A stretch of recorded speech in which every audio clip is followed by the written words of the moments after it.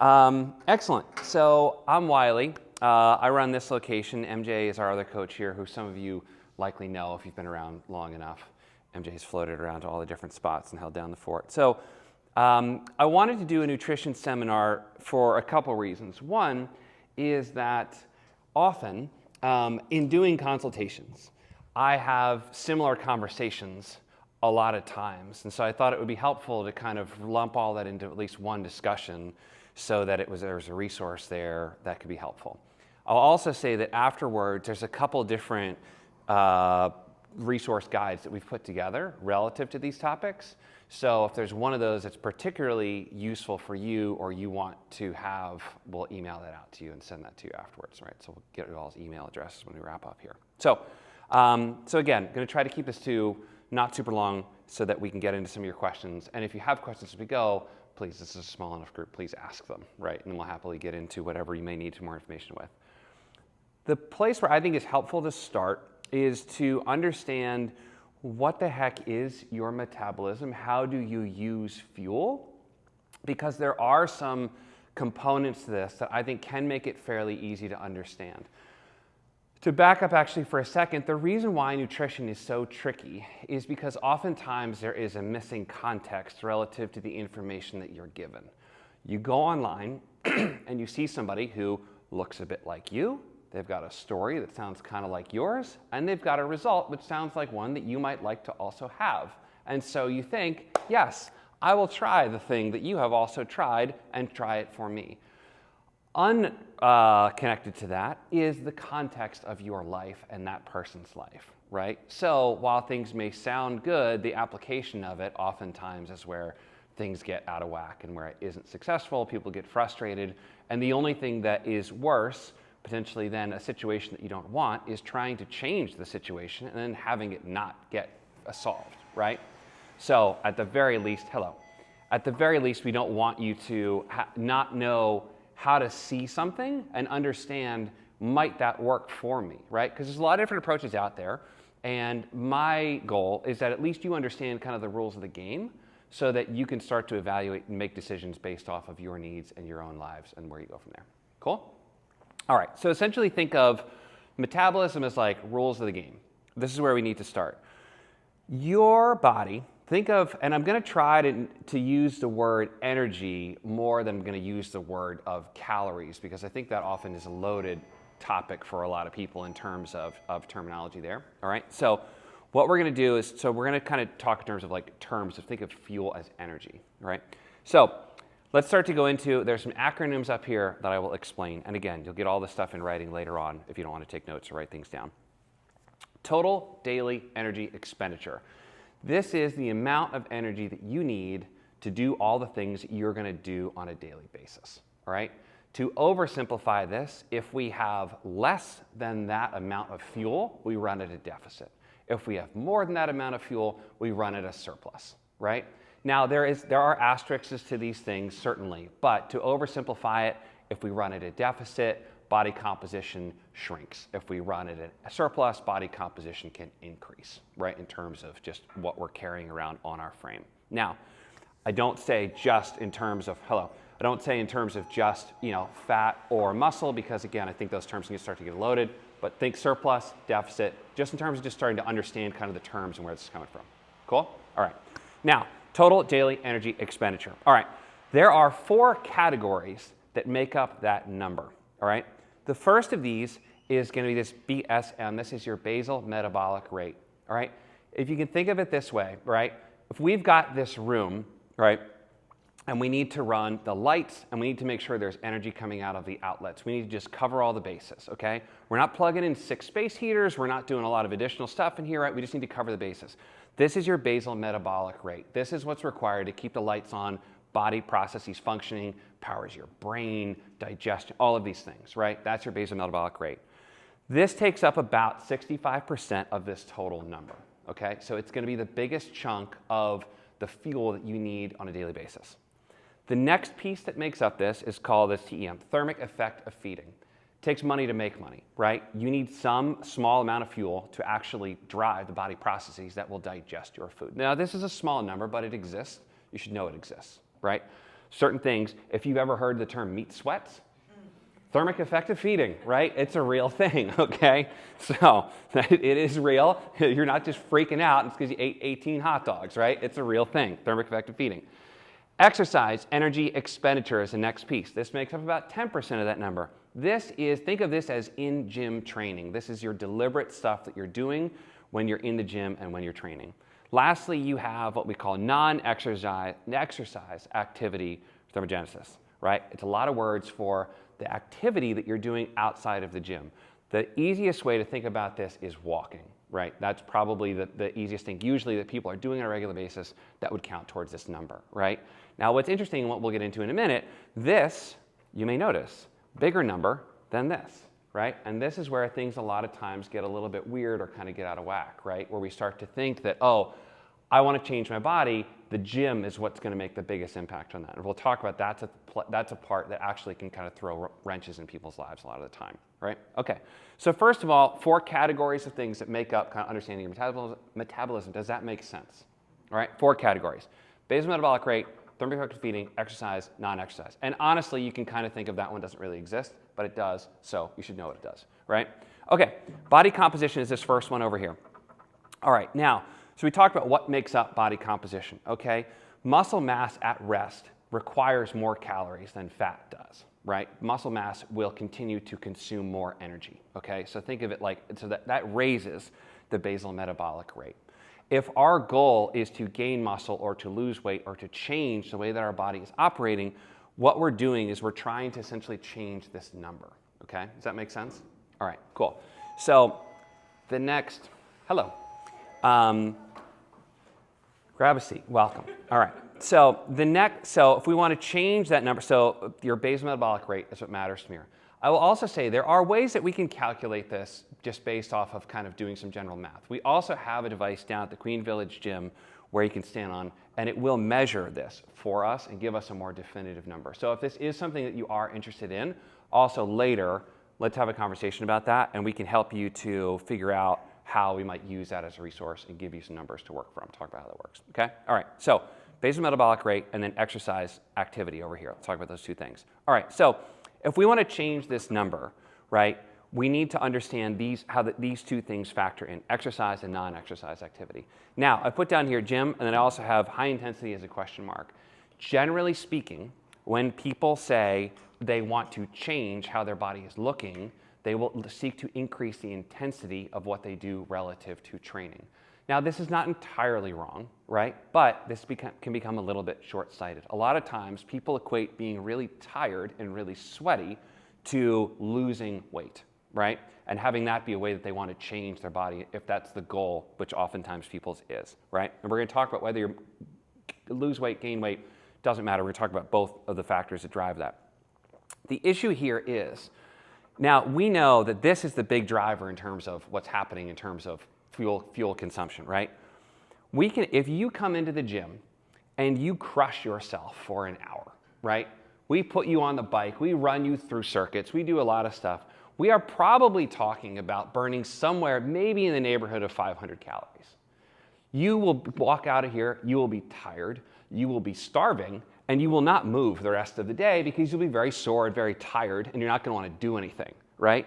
So then what happens a lot of times in trying to drive change here, we actually then knock this thing way down, and we actually oftentimes end up overeating, right? If you're a runner, if you've ever come back for a run and you have eaten everything that is in your house, right, you will know that this is a thing that happens and is real, right?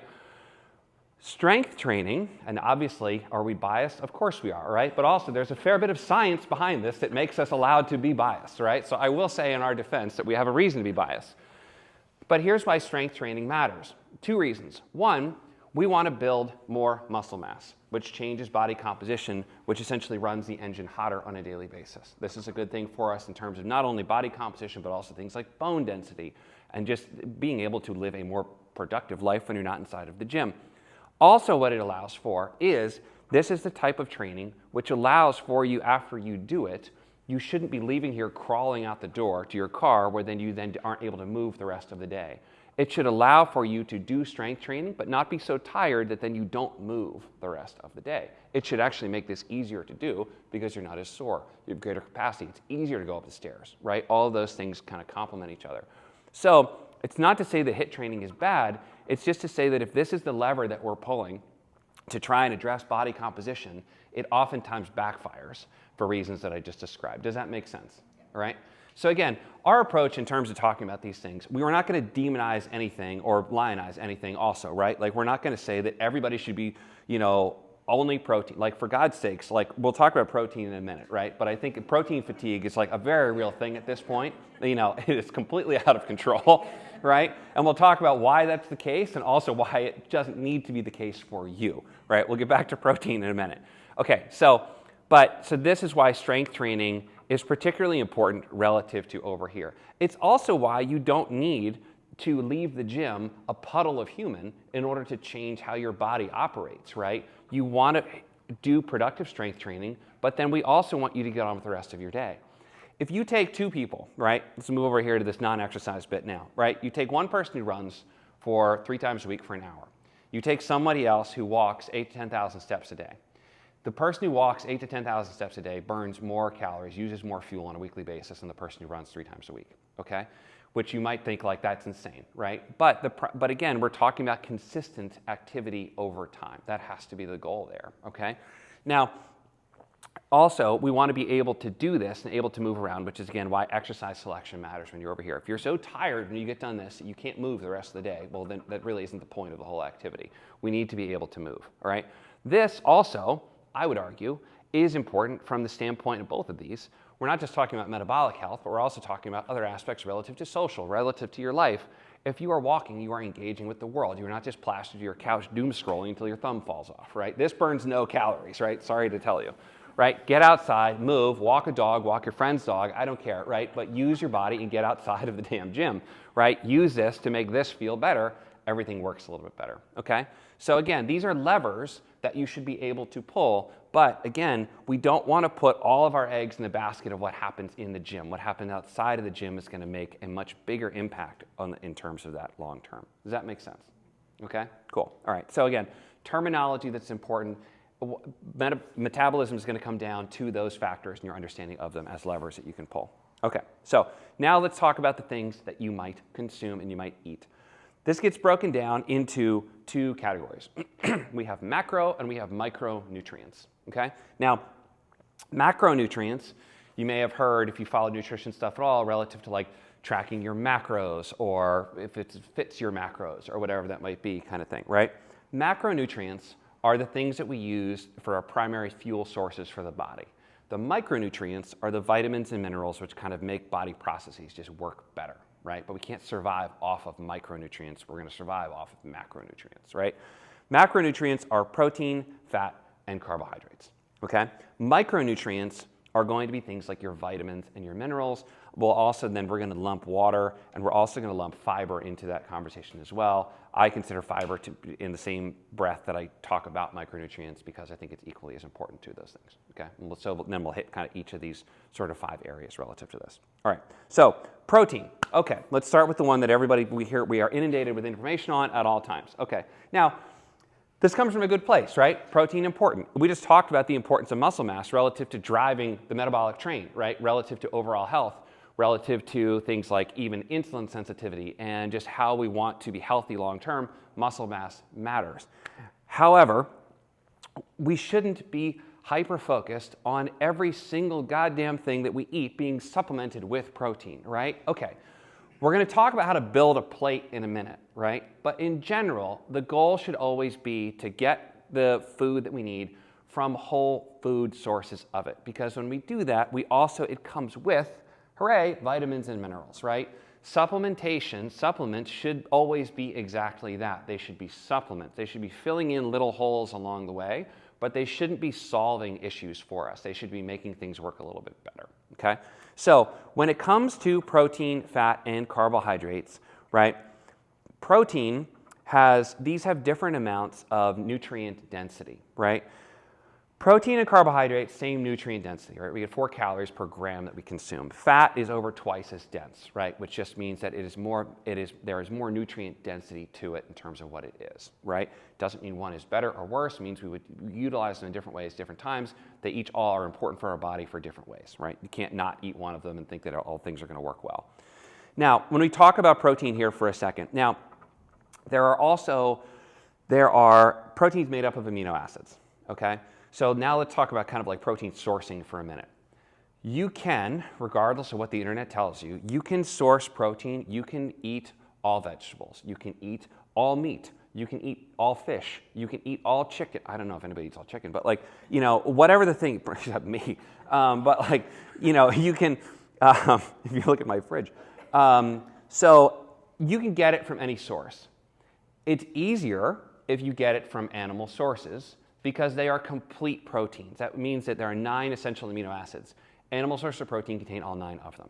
That doesn't mean that you have to eat animal sources in order to get there. You can eat other sources. It just means that it's a little bit trickier, and oftentimes you have to put things together in different ways in order to get all of the essential amino acids to get the most out of your protein. A good example of this, beans and rice combined, all 9 essential amino acids, they form a complete protein. It's a good example of a different source of that, okay? So again, you don't have to eat any one type. Again, like my goal for today, not to tell you eat this way, eat that way, but to know the rules of the game so that you can understand what you're eating and why you might choose different things relative to the goal that you want to get from it, right? Okay, so that's a bit about protein there, right? Animal sources, plant sources, combinations therein, different ways you could do it, but ideally we want to get this from whole food sources, not ideally from supplementation. If we're relying on supplementation, we'd like to see that this is like 1 or fewer, like a shake per day kind of thing. I have no problem with like after you work out, or it's an easy thing to help hit your kind of protein numbers for the day, good goals, but let's not rely on that exclusively. If we are trying to change body composition, a good goal for this, if we can shoot for 3/4 to 1-to-1 grams of protein body weight for you. If you weigh 150 pounds, that means we're trying to get somewhere between 125 and 150 of your, or 100, 150, right, grams of protein per day, right? So one thing that you might start to keep track of relative to this is just how much protein you are getting and how you feel relative to that. Oftentimes what people find is they are pretty low on that, okay? This is also, and we'll talk about this in a little bit in terms of like how you build a plate, right? But protein also more expensive. We're also more used to, because a lot of us now, when we build plates at home, we mimic what we are fed when we go out to eat, right? If somebody is running a restaurant and they're going to feed you, they are not going to give you a lot of protein. Protein is expensive, right? They're going to give you things that taste really good as well, right? They're going to give you things that have a lot of carbs, a lot of fat, a lot of other things in there that taste really good. But then when we go home and we build a plate for ourselves, we mimic those same portions, and then oftentimes then it reflects that same kind of diet, right? Unfortunately, the term for the standard American diet is exactly that. It is SAD, right? Which is a true statement. Okay, didn't make that up. So, all right, so that's talking a little about protein, the importance of protein, understanding that kind of thing. Now, the next thing we're going to talk about is fats over here. Now, fats can be a little bit tricky because oftentimes there's a negative association with them. They are incredibly important, right? They're super important for establishing hormone health, and we need an amount of body fat in order for our organs to work productively. If we get too low, we can have negative things start to happen in terms of internal body processes with us, but this is really important, okay? Now, where fats get tricky in terms of things you might eat, and again, we'll get back to this when we talk about building plates, liquid sources of this can be really tricky, okay? So for instance, if you are looking to more deliberately eat, things like dressings, liquid sources of this can be bombs that we are not aware of, kind of thing, right? So one of the things that I really encourage people to do is, I don't think that everyone should be weighing and measuring all the food that you eat, right? It is a fantastic way to get disordered eating in a real hurry. But for liquid sources of things, if you can actually measure those out relative to what is on the bottle, that is a good thing to do. I really recommend people do not pour from bottles into things. Pour bottles into another vessel, then put it on your food. That is a really easy way to start to keep track of this. And often you will find, because you're like, I know how much I'm putting on there. And then you see what a tablespoon is, and you realize, oh, perhaps not, right? So good thing to keep track of. Liquid sources of this are really where things get weird. All right. Carbohydrates over here. Okay, another thing that often gets a bad rap. You need these, all right? This is your primary fuel source of powering your body. You need carbohydrates, okay? Now, typically, ways that you might on a daily basis notice that you need more or less of these also in your diet. This shows up as not recovering well, trying to build muscle and it's not happening, right? Generally feeling beat up from training. Those would be good signs that perhaps we're a little bit low on sources of protein. Fat might show up as we're having hormonal issues, we're having issues with sleep, and other processes there not working as well. Carbohydrates show up, if you've seen the Snickers ads, they're not wrong, right? If you're angry and mad at everybody all the time, right? We can put some carbohydrates behind that and generally enthusiasm for life picks up again, right? So if you are just real angry and sad all the time, okay, there is a small amount of this of actually eating your feelings not a bad thing, right? Like let's eat some food and see if we feel better, right? And carbohydrates can be a good source of that, right? Now, we'll talk about mindful eating later on and how to connect these through with how you're actually feeling and making sure that that's productive for you. But those are ways that you might start to notice when you are needing more or less of those things. Protein also shows up for a lot of people as a deficit at the end of the day, right? If you're somebody who gets to the end of the day and you will not stop until you find ice cream or cookies somewhere in your house and you are tearing the damn place apart, oftentimes if you go back and look and see how much protein you had over the course of that day, often this number then is a little bit low. So one of the things that I will tell people for this is instead of restricting certain things, I try not to tell people don't eat this or don't eat that. I try to encourage people to prioritize eating, making sure the necessary boxes are checked first. And that will often push a lot of the other things that we might not want, or at least de-emphasize them, right? If you have a high protein snack and then wait 10 minutes, see if you still want the ice cream. If you still want it, have the ice cream, right? Do not deprive yourself of all joy in life, and ice cream is a fantastic place of joy, right? However, you will probably not just go until you hit the bottom of the carton if you put some protein in front of it, right? You will have much less, right? Another thing also, if you're having something like ice cream, put it in a bowl. Don't eat out of the carton. All right, again, you will have no idea what you've consumed until you hit the bottom and go, oh shit, right? So, the good thing to keep track of. All right, protein, fat, carbohydrates, kind of general overview. Does anybody have any specific questions about those as macronutrients or as concepts before we move on to micro stuff? Yeah, what do you got? Protein, really the only way to make fullness happen. Is that really what we're focused on, or is that where fiber is going to come into play? Fiber is a huge part of that as well. Both play a role in, nerd word for this would be satiety, right? So what Rachel's talking about is the ability to not have these big mood swings, energy levels, crashes throughout the day kind of thing that often come with higher carbohydrate consumption, right? These things burn hot and then drop off, right? Higher levels of protein lead to more stable blood sugar throughout the day. We have less cravings. We eat on a more consistent schedule. Our body can understand when it's going to happen. Protein does that. Fiber plays a huge role in that as well. Yeah, and so we'll talk about that in a second for sure. Yeah. Other questions relative to like protein, fat, carbohydrates? On all these things where they're adding protein to Yep. them, is that even an effective way to absorb protein? Does it still work? Like I'm thinking, and again, this is an extreme example, but like a protein Pop-Tart. So, again, they are the sourcing of what exactly goes in there depends on like what they're using for it, kind of thing, right? Is it whey? Is it like a dairy, like a whey protein derivative? Is it soy? Is it whatever? Usually, you can consume it, right? It'll still be used by your body, right? But however, it's not like I think it's oftentimes, if that's where we're trying to answer the question, we need to like ask a better question, right? If that's the answer that we're trying to get right. If you're in a pinch, right, and you are on a road trip, right, and you're stopping at a gas station and you are like fueling yourself off of road stops or you're fueling yourself at the airport, like, sure, buy the Quest protein chips, right? They're not terrible. I've had them, I've tried them, but like, don't have that be the sole answer for it. So it's not that they're lying to you, right? Sometimes they are, but generally they're not. I like to, they're not completely making up their nutritional information, right? But that is, you can use it, but it should be very much secondary. It should be kind of your like break glass sort of moment to support your nutrition. Cool? Do you feel that way about adding like protein powder to stuff too? It depends, right? It depends how much of that is making up your total number, right? If your supplementation is still very much your secondary source of protein, then cool, right? But otherwise, if you're having a scoop to 2, I'd say no more than that, like per day of a protein supplement, I think you're fine, right? There was also a big thing that came out recently, if anybody saw it, around like everybody freaked out because they thought like protein, we're just eating like scoops of lead, right? It's not, okay?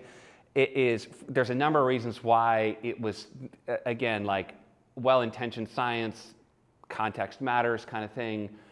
Basically, the standards used for this were highly, highly restrictive for it. And also a lot of these things, yes, when we process some of these supplementation, they are concentrated amounts of things, which means there are concentrated amounts of everything within these, right? So these numbers are slightly higher.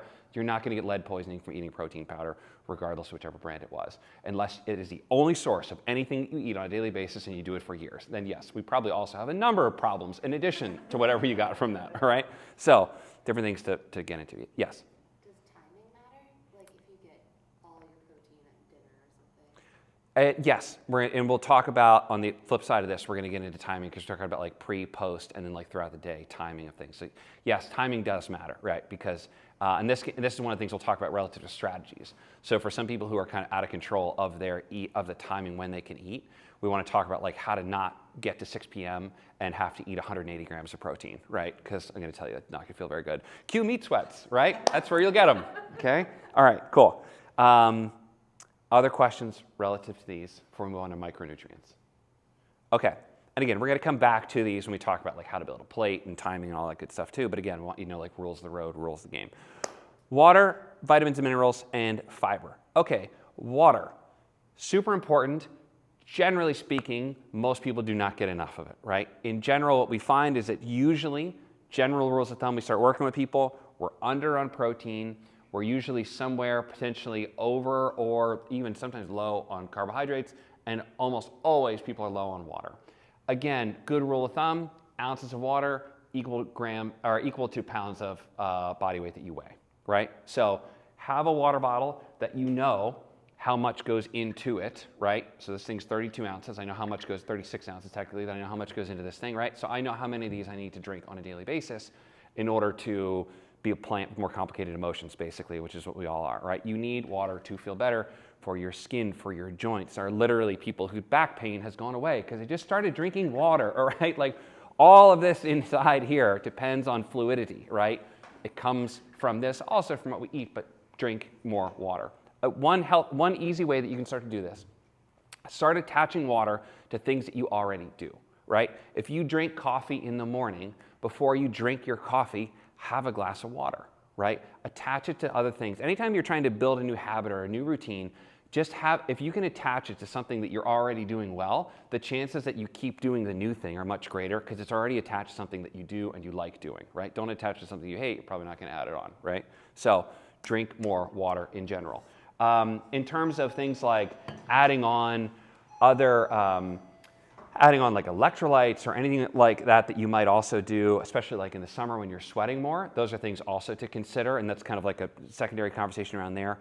But electrolytes matter in terms of kind of in the like vitamin and mineral supplementation thing there, especially if you're sweating a lot and you need to be able to support kind of what your body processes there. Okay, all right. So water, vitamins and minerals relative to that. For vitamins and minerals, things like multivitamins or supplementation or all the other things there that you may need kind of thing. Generally speaking, the only thing, so if you are getting, and we'll talk about kind of like plate composition here in a minute, but if ideally we should be getting our vitamins and our minerals from, colorful fruits and vegetables that are on our plates, right? That should be our primary source of these things. If we're not, there are ways, additionally supplementing that, kind of filling in the gaps there is important. But again, start with trying to solve it through whole food sources rather than just starting to buy a lot of vitamins because it's a really expensive way to have really easy way to have really expensive pee, okay? Like it's a really easy way to waste a lot of money and not have it be effective for you at all. Because a lot of those are co-occurring, which means that we need to eat them with other things in order for them to work. And so a lot of times specific supplementation, that's where I say can be a really just easy way to waste a bunch of money, okay? Nature's really good at combining these things together in ways that they then are more bioavailable to your body. Fiber. All right.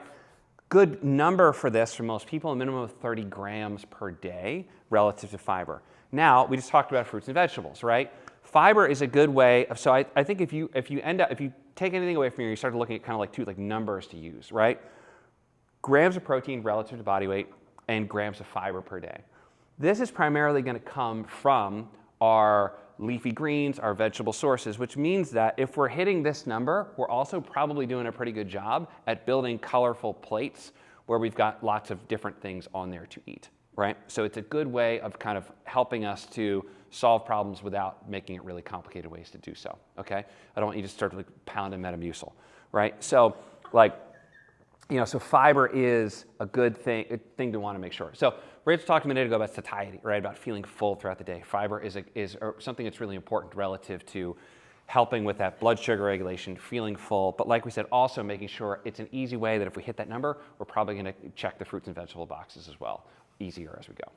Cool? Okay, so macronutrients, micronutrients, we need both. These are the ones that keep us alive. These are the things that kind of bridge everything together and make everything work better.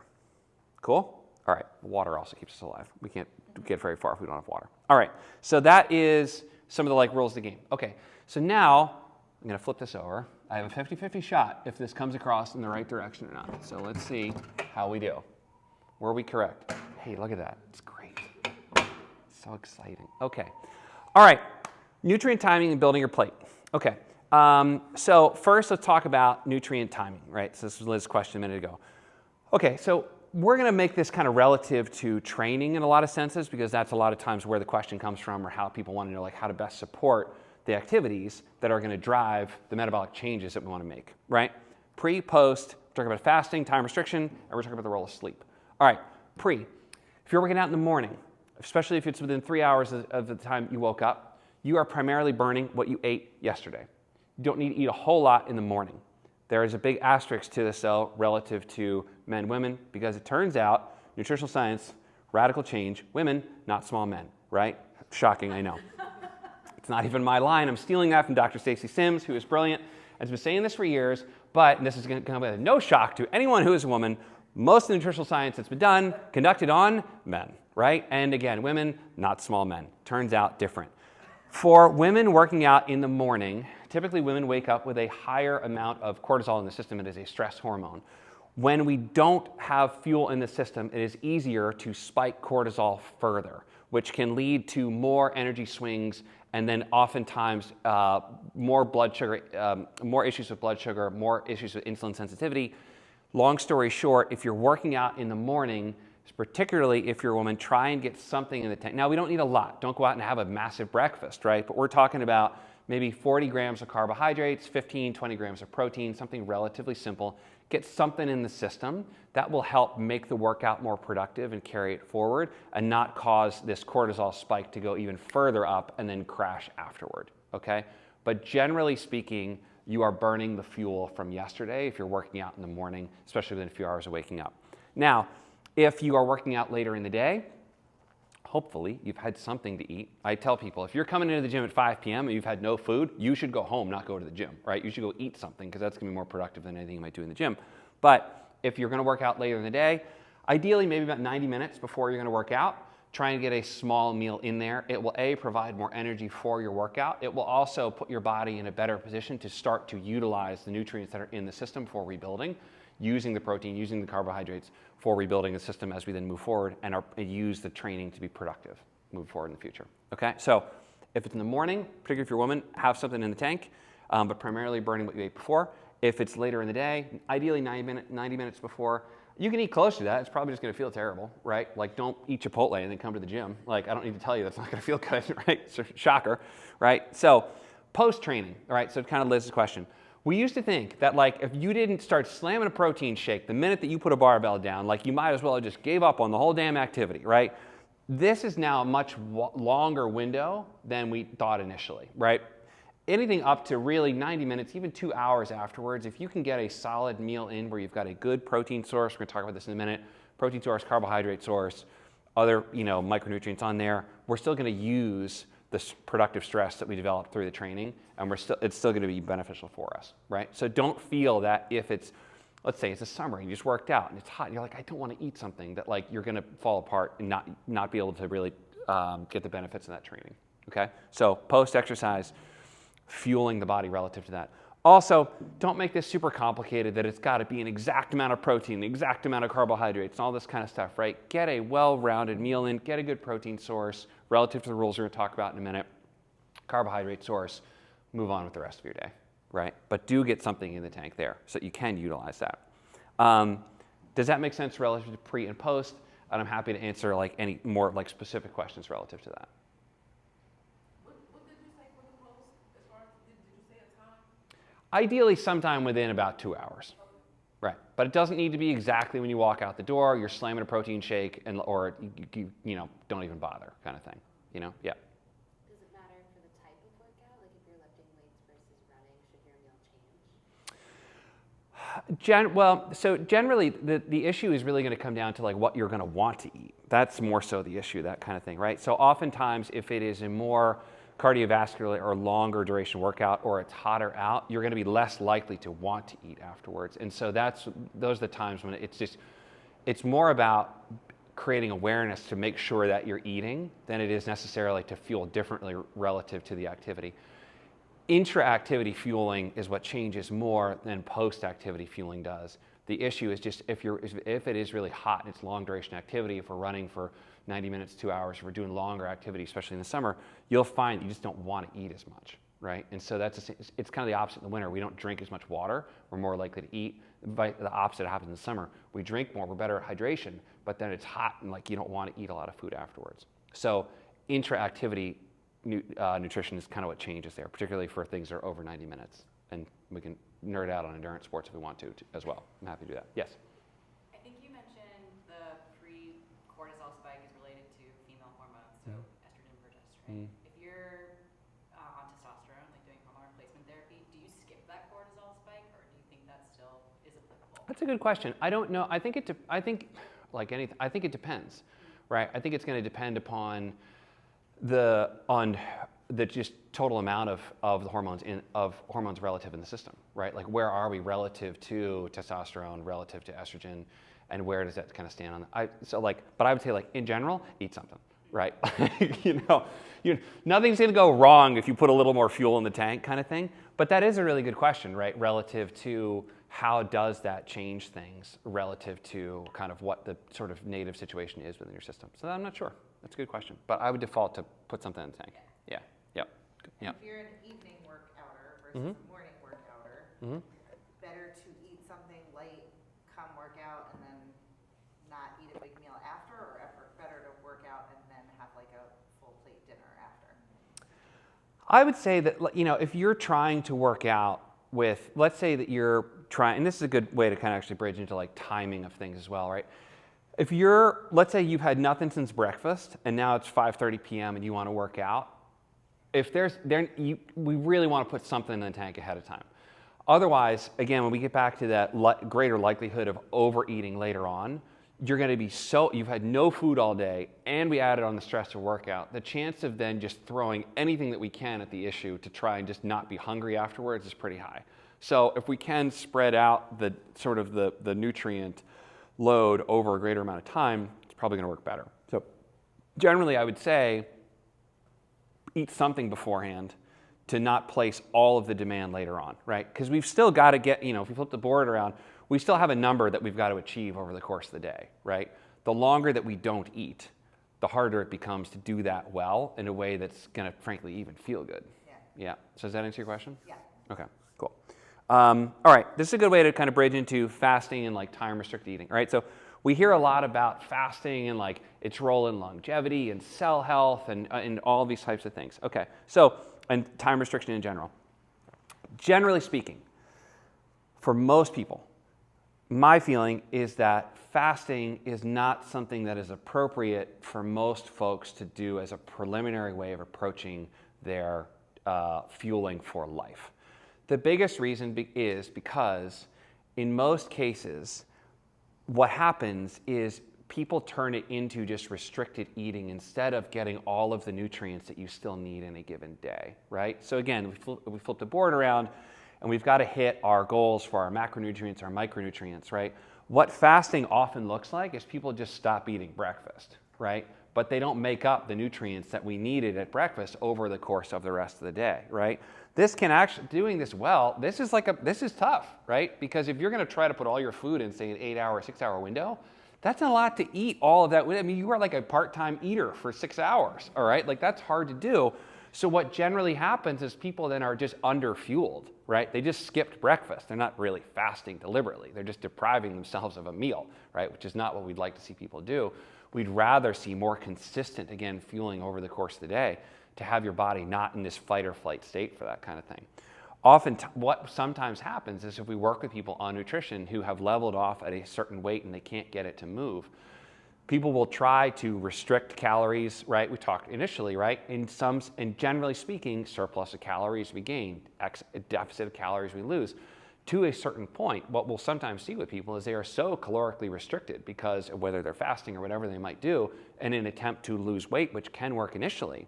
The body at a certain point says, are you trying to kill me or what, right? You don't get, I'm not letting anything else go, and people will stop losing weight. They'll cut calories even further. The body, again, gets into a fight or flight state where then all kinds of bad things start to happen, right? For women, a lot of times this looks like loss of cycle. For men, this looks like, this can look like other hormonal changes, right? Like weird shit starts to happen. And the reason being is that we actually, for a lot of those people, we have to start introducing more calories back in to get them to actually start to change their body again, right? So in some extreme cases, we'll have people start to eat more to lose weight because we got to put some fuel in the system so the body knows that it's not just, preparing for, doesn't know where the hell the next meal is going to come from, right? So time restriction fasting, there can be times when this is good, but generally speaking, doesn't work as well. Also, again, most of the research been done on men, not on women. Again, women typically work out better in a fed state. Men can get away with this kind of thing. So a lot of times when you hear about the benefits of fasting, mental clarity, all these kinds of things, it's typically coming from dudes, right? So that doesn't mean that it's bad. It just means that it might not be right for you. Generally speaking, a balanced approach, nutrition spread out over the course of the day, works better, okay?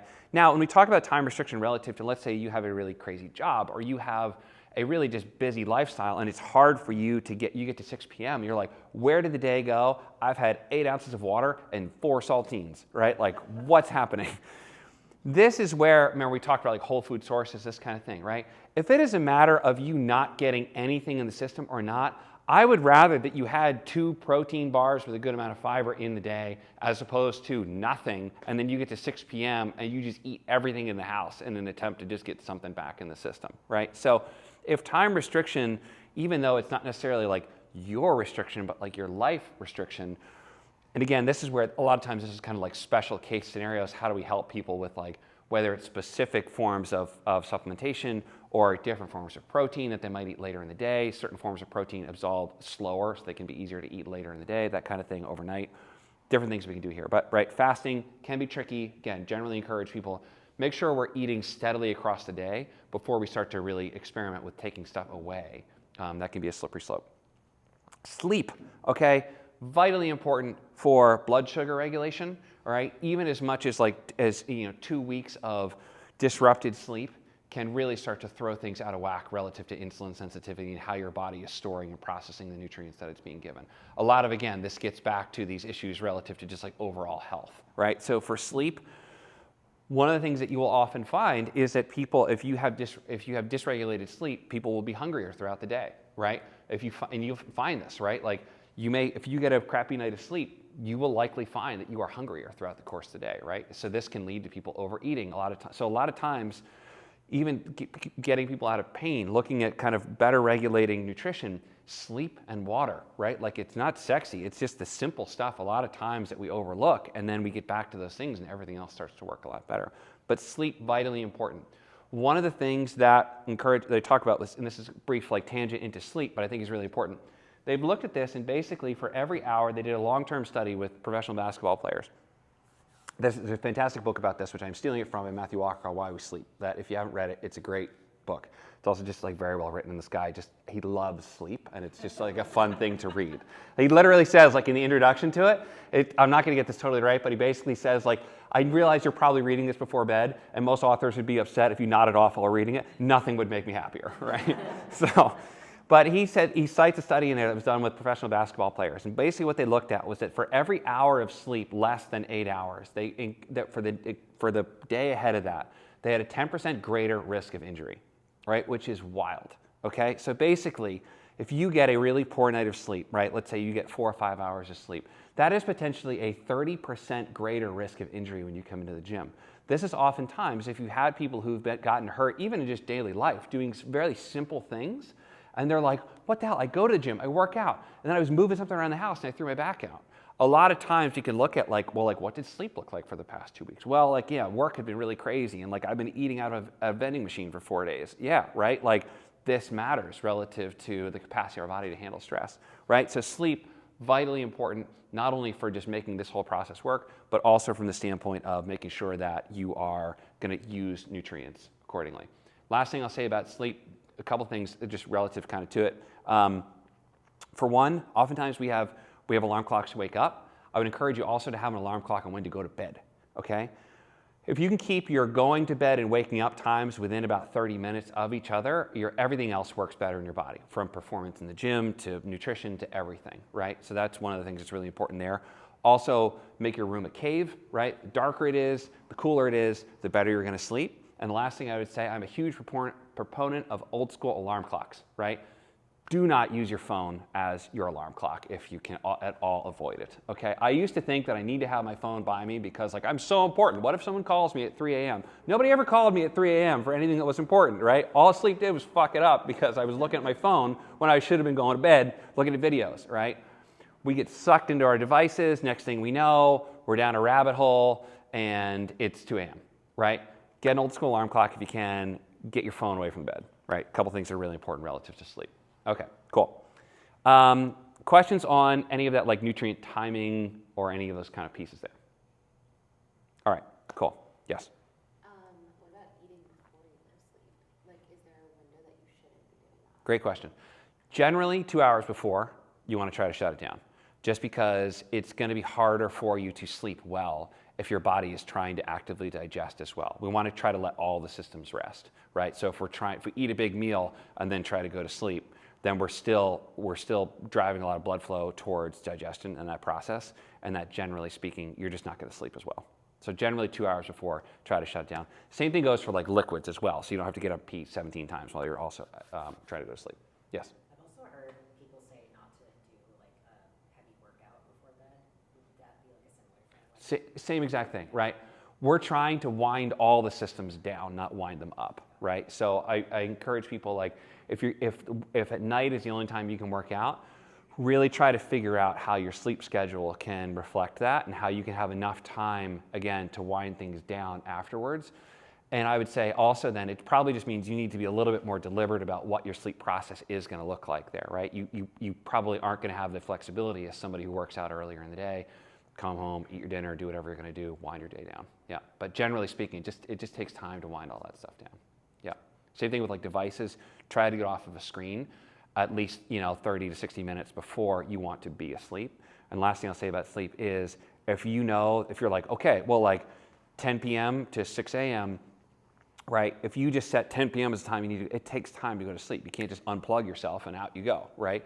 So you want to allow for basically like a 30-minute window there. Sometimes it's going to take you time. If you can fall asleep in like 2 minutes, you are sleep deprived, okay? So it should take some time when you lie down to go to sleep. That is healthy, right?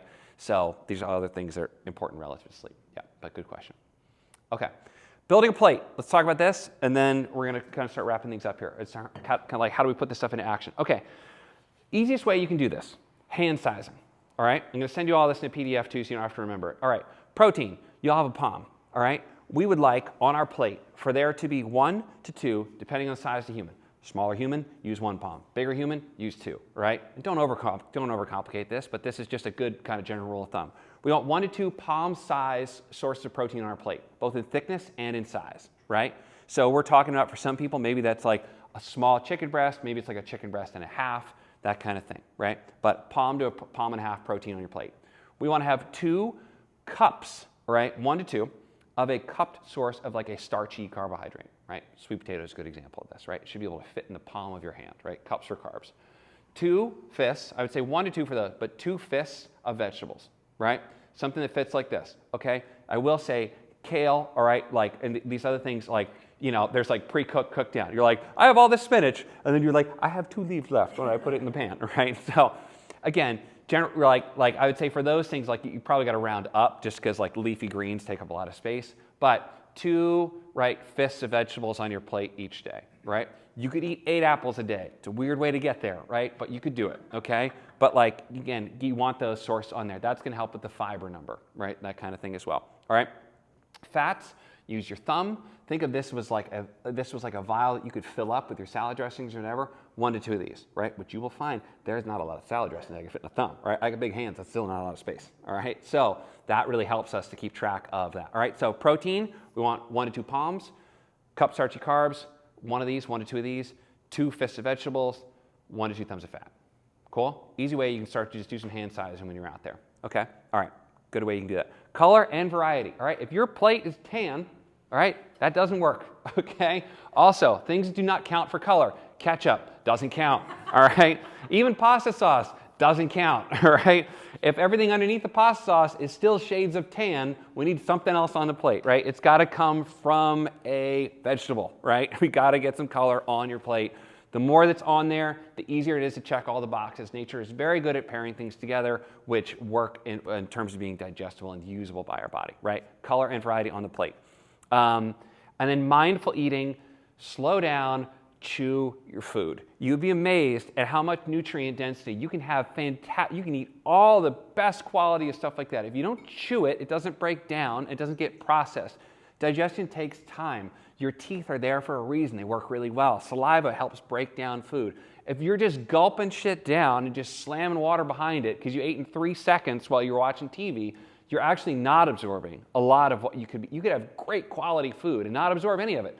Slow down, chew your food. One of the things I encourage people to do, take your phone when you sit down to eat, start a timer, flip it over, right? Look at how long it actually took you to eat, right? It should take you at least 10 minutes to eat a meal, okay? If not, slow down, chew your food, actually get the benefit of that, right? Okay, so last when we talk about like meal prepping and things of this, things to kind of like make this easier, right?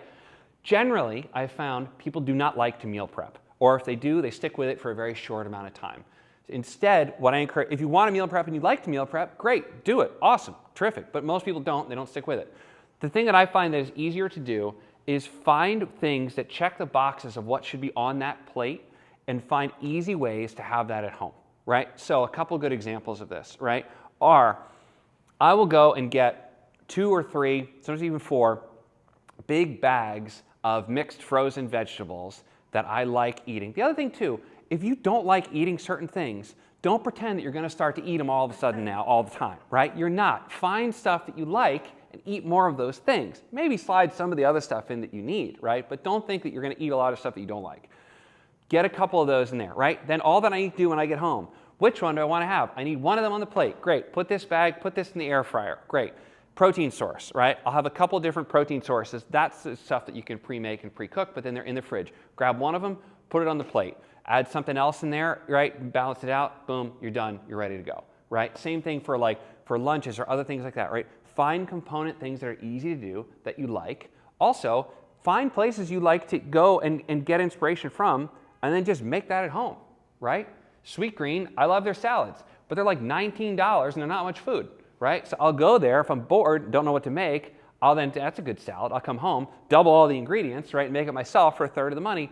But there's simple things to do, right? I eat a lunch that's got 4 ingredients in it, right? But I like it, right? I've got kale, I've got sweet potatoes, I've got apples, I've got some chicken. Mix that stuff together. It's easy. You can do it, right? So instead of just relying on meal prepping, I encourage people to have components that you can put together and use those quickly at the end of the day, right? But I think that typically works better long term for people, okay? That's kind of building a plate and mindful eating, chew your food. Okay, trying to keep this to an hour. Questions on building a plate or like strategies for this or things that have been like particularly challenging for you relative to that in the past or ways that might be helpful? Yes, go for it. Yeah, what do you got? So with this whole hand sizing and the protein, Yep. I'm finding, and I'm sure this says something about my body and what it's not doing right, but I'm finding it challenging to eat that much protein in one sitting. Like, I find it unappetizing to eat a piece of chicken that big, to be honest. Is it okay to like spread it out throughout the day, like have some on your salad at lunch and then reserve some for a little snack 2 hours later? Or is it really like you should be getting that portion on your plate? So, in general, biggest rule of thumb, let's just find a way to get it and spread it out. I will say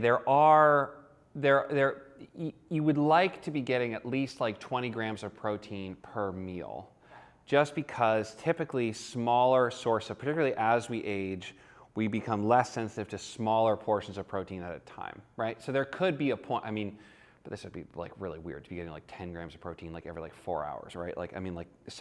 But I would say generally if you need to spread it out, also like experiment with different kinds of it, right? Like different stuff, like mix it up, like see if there's something that is just more appetizing for you to eat. You might just find that other things just taste better and you like them better, right? So mix it up, right? Like, yeah, just before you wholesale, just like write it off, but you will feel, more full, right? And so that is real. So ideally, yeah, spread those things out, but also experiment with different stuff and see what you like. Yeah, cool. Other questions relative to any kind of component of that? Okay. So a couple like final like questions that I think are good just for people to consider and to sort of ask relative to your nutrition. First of these, right, look at protein consumption, right? Create some mindfulness around it. How much protein are you getting? And then also tying to that, how do you feel after each meal, right? You might even try for a couple of days, literally just open a notes app on your phone and just write down after breakfast and over the course of the day, just create a nutrition log, how you feel, right? And just check in kind of like, morning, noon, night, where was my energy level? What did I start to notice kind of thing, right? If every like 2 o'clock in the afternoon, are you just like, oh my God, I'm so tired, right? Like that's something to notice, right? Like we shouldn't have these massive spikes up and down kind of thing. Do you feel like I hate eating this stuff that's in front of me, right? Like those things to notice, right? Less likely you're going to stick with it. Next up, what does your meal plan look like for the week, right? If it is Sunday or whenever it is that you start your week, and I ask you, hey, what do you think you're going to eat each day of this week? And you're like, I have no fucking idea, right? Like, okay, that's not likely to set you up for success to deliberately eat the rest of the way. Or if it is, it's also going to be way more expensive of a way to get there if you have to then Uber Eats everything at the end of the day, right? So get out ahead of it a little bit. Certainly going to be helpful. And then how consistent is your daily meal schedule, right? Are we all over the place? Does that change? Sometimes it's out of our control. Sometimes relative to people's, if people have shift work or people work in hospitals, healthcare professionals oftentimes have the most screwed up eating habits of anybody, unfortunately, because their schedules are out of their control, right? So those are things that are unfortunate, but again, we need to know that so we can start to plan rather than just be reactive to it. And then how long does it take you to eat your meal? Again, you'd be amazed if you start to like time this stuff, like how fast people just blast through stuff with that, right? Like I've even had like some people try to do things where like try and eat a meal. This can be like a weird thing to try. Try and eat a meal and don't actually drink water with it. You will have to eat so much slower because you can't just like choke down unchewed food and just be like, I'm just drinking everything that I eat, right? Like don't drink your calories, eat your calories, right? You'd be amazed as like an experiment, like try it sometime. Try to like have a meal and you will eat so much slower, right? Chew your food, right? Simple way that you can just get more nutrient density or more nutrient availability out of your food. So a couple like good questions to ask, all right? Okay. So other stuff to follow up. We'll kind of wrap this thing up here and get you on with the rest of your day. If I didn't, before you leave, let me get your all's emails. I'll grab an iPad here, and then I'll send you like the resource guides from today so you can use these. One of these is going to be like Protein 101 and just getting into the weeds a little bit more on some of that stuff, bioavailability, some of the things you might have seen relative to like it harming your kidneys. It doesn't. Like stuff that you might have seen that we can get into like a protein specific booklet that put together because there are so many questions around it. The other one's going to be kind of more about this like building your plate nutrient timing discussion. And it's also going to include a lot of different lists of nutrient density relative to different vegetables, protein sources, so that depending upon, right, if we're trying to create a surplus or a deficit, we might choose different things relative to micro and macronutrient availability, right? And then otherwise, last thing I'll say, if anybody does want to start to get some of the, if anybody's interested in digging in a little bit further to like some of the math that we talked about in the first place, basal metabolic rate, all those sorts of things, again, like I would encourage you to start to just be mindful of how you're eating first before you start to overly worry about numbers relative to it. If you are going to start also just paying attention to what you weigh, and that's something that's important for you, biggest thing with that is create a consistent kind of schedule around when you're also tracking it so that you're not tracking it at vastly different times, right? Don't track it one day at 7 p.m. and one day at 6 p.m., right? Like, and then try to compare the two numbers kind of thing. Try and find a consistent time, and then as your also nutrition strategy stabilizes, that number should become more useful, right? If we are trying to lose weight, a good goal would be 1 to 2 pounds per week, which sounds very small, but oftentimes when it's bigger than that, it comes way back because the change has been so dramatic that it's completely unsustainable, right? So when we look at that, those are things that we start to, when we kind of calculate out those numbers to help people get more into the weeds that way, those are things that we look at relative to just the sustainability of an approach. Cool. All right, so otherwise, that's all I got for nutrition. Is that helpful? Are there other questions, any of that? Okay. Does anybody want to, if you want to take pictures of either side of the board, does anybody want the other side of the board or any of that stuff? Yeah, take a look at the other side. The other side? Yeah, sure. Yeah. Which way do we go? Do we go this way? Yep. Voila. Yes. Yeah, because there's a little bit more like actual numbers on this side of the board. Cool. So let me get, for those of you who don't regularly go here, I have your all's emails. Let me open up let me get my iPad here and I will gather up your all's emails. Unless you don't want anything from us, and that's also okay. You're not required.